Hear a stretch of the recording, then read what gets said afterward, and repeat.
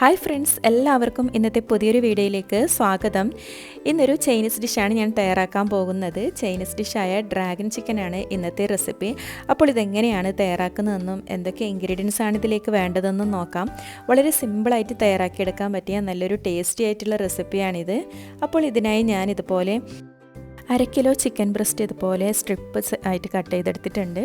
അപ്പോൾ വളരെ തിന്നായിട്ട് വേണം കട്ട് ചെയ്തെടുക്കാൻ.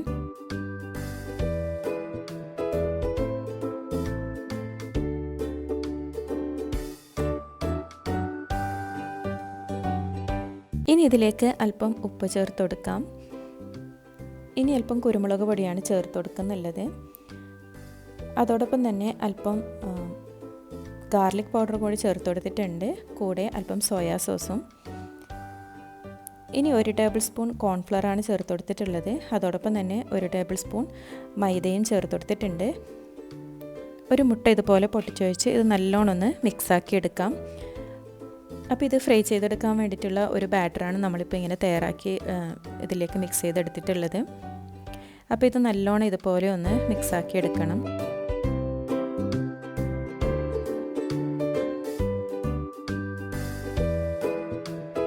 ഈ ഒരു റെസിപ്പിക്ക് ചിക്കൻ്റെ ബ്രസ്റ്റ് തന്നെ എടുക്കാൻ ശ്രദ്ധിക്കണം. ഇതിലേക്ക് ചിക്കൻ്റെ ബോണൊന്നും വരാൻ പാടില്ല.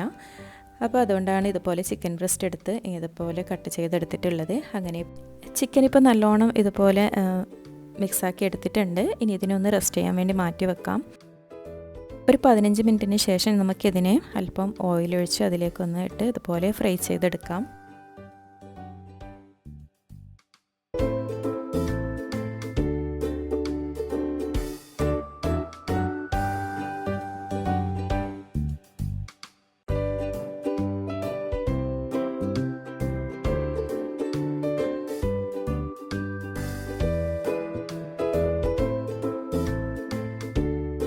ഒരു മിനിറ്റിന് ശേഷം ഇതുപോലെ ഒന്ന് ഇളക്കി കൊടുക്കാം. അപ്പോൾ അതൊക്കെ ഇങ്ങനെ ഒട്ടിപ്പിടിച്ചെടുക്കാതെ ഇതുപോലെ ഇങ്ങനെ സെപ്പറേറ്റായി വരും. അപ്പോൾ ഈ ചിക്കൻ ഫ്രൈ ഇതുപോലെ ഇങ്ങനെ പെട്ടെന്ന് നമുക്ക് ചെയ്തെടുക്കാൻ പറ്റും. അതിന് ശേഷം ഇത് നമുക്കൊരു പ്ലേറ്റിലേക്ക് മാറ്റാം.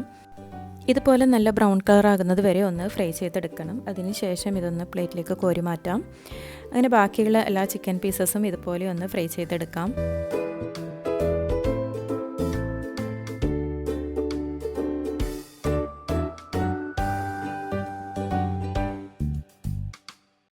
ഇനി ഒരു പാൻ ചൂടാൻ വെച്ചിട്ടുണ്ട്. അതിലേക്ക് അല്പം സൺഫ്ലവർ ഓയിൽ ഒഴിച്ചു കൊടുക്കാം.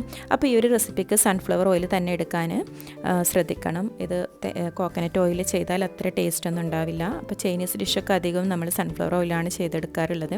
ഇനി ഇതിലേക്ക് അല്പം വെളുത്തുള്ളി ചെറുതായി കട്ട് ചെയ്തിട്ട് കൊടുക്കാം. അതോടൊപ്പം തന്നെ ഒരു 3 വറ്റൽമുളകും കൂടി ഞാൻ ഇട്ട് കൊടുക്കുന്നുണ്ട്. ഇനി ഇതെല്ലാം ഒന്ന് ചെറിയൊരു ചൂടായി വരുന്നത് വരെ ഇതുപോലെ ഒന്ന് വഴറ്റി കൊടുക്കാം. ഇനി ഇതിലേക്ക് ചേർത്ത് കൊടുക്കുന്നുള്ളത് ഒരു ഉള്ളിയാണ്. അപ്പോൾ ഒരു മീഡിയം സൈസ് ഉള്ളിയാണ് ഞാൻ എടുത്തിട്ടുള്ളത്. അത് ഇതുപോലെ കട്ട് ചെയ്ത് ഇതിലേക്ക് ഇട്ട് കൊടുക്കാം. അപ്പോൾ ഉള്ളിയൊക്കെ നല്ലോണം വഴന്ന് വരേണ്ട ആവശ്യമൊന്നുമില്ല.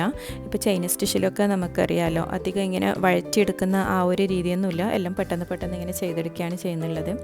അപ്പോൾ അല്പം ഫ്ലെയിം കൂട്ടി വെച്ചതിന് ശേഷം ഇതുപോലെ ഒന്ന് വഴറ്റി കൊടുക്കാം. ഇനി ഇതിലേക്ക് 1 ടേബിൾ സ്പൂൺ സോയാ സോസാണ് ചേർത്ത് കൊടുക്കുന്നുള്ളത്.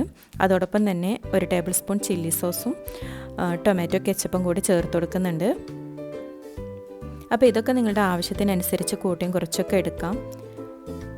ഇനി ഇത് നല്ലോണം ഒന്ന് മിക്സാക്കി കൊടുക്കാം.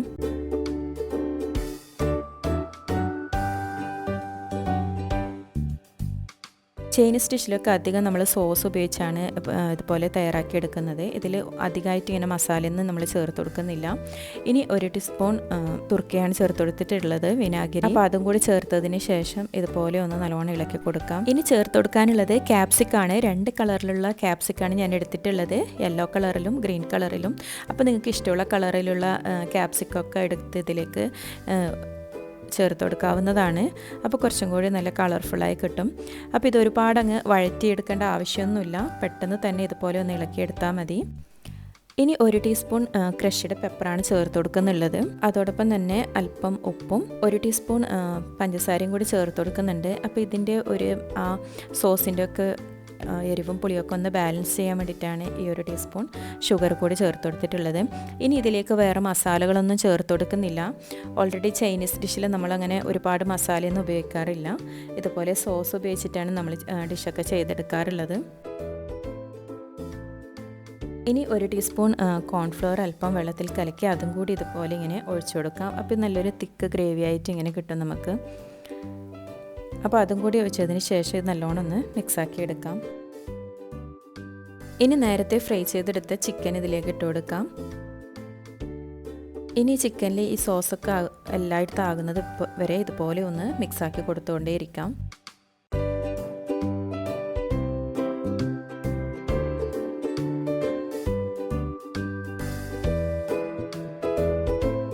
വളരെ സിമ്പിളായിട്ട് തയ്യാറാക്കിയെടുക്കാൻ പറ്റിയ നല്ലൊരു ചൈനീസ് ഡിഷാണിത്. അതുപോലെ തന്നെ ടേസ്റ്റും നല്ല സൂപ്പർ ടേസ്റ്റാണ്. നമുക്ക് റൈസിൻ്റെ കൂടെയും ചപ്പാത്തി ആണെങ്കിലും റൊട്ടിൻ്റെ കൂടെയൊക്കെ നമുക്ക് നല്ലൊരു കോമ്പിനേഷനാണ് ഈ ഒരു ഡ്രാഗൺ ചിക്കൻ റെസിപ്പി. അപ്പോൾ ഇതുവരെ ട്രൈ ചെയ്ത് നോക്കിയിട്ടില്ലെങ്കിൽ എന്തായാലും ഈ ഒരു റെസിപ്പി നിങ്ങൾ ട്രൈ ചെയ്ത് നോക്കണം. തയ്യാറാക്കിയെടുക്കാൻ വളരെ എളുപ്പമാണ്. അതുപോലെ തന്നെ ഒരുപാട് ഇൻഗ്രീഡിയൻസ് ഒന്നും ഇതിലേക്ക് ആവശ്യമില്ല. ഇനി ഇതിലേക്ക് അല്പം സ്പ്രിംഗ് ഓനിയനും കൂടി ചേർത്ത് കൊടുക്കാം. ഡ്രാഗൺ ചിക്കൻ റെസിപ്പി ഇപ്പോൾ തയ്യാറായി. അപ്പോൾ ഇത്രയേ ഉള്ളൂ. വളരെ സിമ്പിളാണ് തയ്യാറാക്കിയെടുക്കാൻ. ഇനി ഇത് ചൂടോടുകൂടി തന്നെ നമുക്ക് സെർവിങ് പ്ലേറ്റിലേക്ക് മാറ്റാം.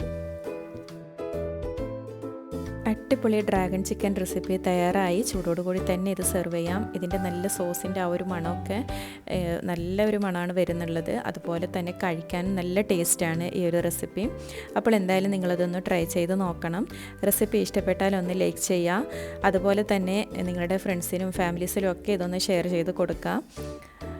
അതുകൂടാതെ നിങ്ങളുടെ വിലയേറിയ അഭിപ്രായങ്ങളും നിർദ്ദേശങ്ങളൊക്കെ കമൻറ്റിലൂടെ അറിയിക്കുക. നിങ്ങൾ എൻ്റെ വീഡിയോ ആദ്യമായിട്ടാണ് കാണുന്നതെങ്കിൽ ഒന്ന് സബ്സ്ക്രൈബ് ചെയ്ത് സപ്പോർട്ട് ചെയ്യുകയും വേണം.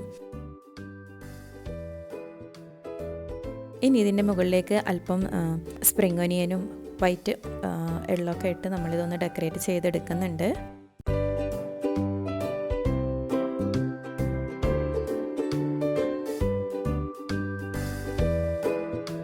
വീണ്ടും നല്ലൊരു വീഡിയോയുമായി കാണുന്നത് വരെ താങ്ക് യു ഫോർ വാച്ചിങ്.